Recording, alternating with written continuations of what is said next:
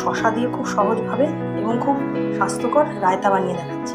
আমি প্রথমে একটা শশাকে ভালোভাবে পরিষ্কার চোখলা ছাড়িয়ে পরিষ্কার করে ধুয়ে নিয়েছি।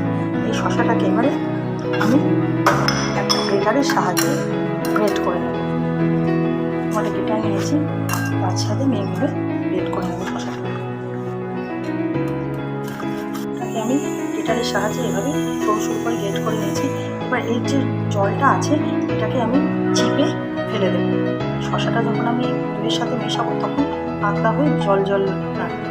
ঝাঁকির সাহায্যে আমি শশাটাকে এর মধ্যে রেখে চিপে চিপে তার রসটা বের করে দেবো। একটু যেন রস না থাকে শশা থেকে, পুরো রসটাকে এভাবে বের করে নিয়েছি। কিছুটা পরিমাণ টক দই আমি নিয়েছি, এটা আপনারা বাড়িতে বানানো নিতে পারেন, তবে আমি প্যাকেটের টক দই নিয়েছি।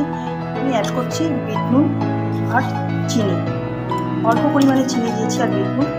ভালোভাবে এটাকে মিশিয়ে নেব। ভালোভাবে বিট নুন আর চিনি দিয়ে ফেটিয়ে নিয়েছি। অল্প একটু গোলমরিচের গুঁড়ো দিয়েছি সামান্য।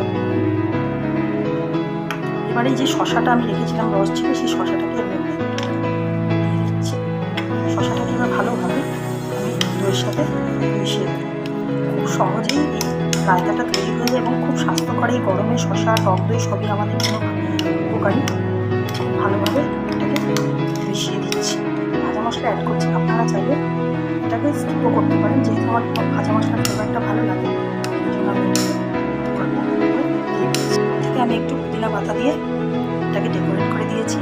এবার এটাকে ফ্রিজে রেখে দেবো একদম ঠান্ডা ঠান্ডা শশার রায়তা।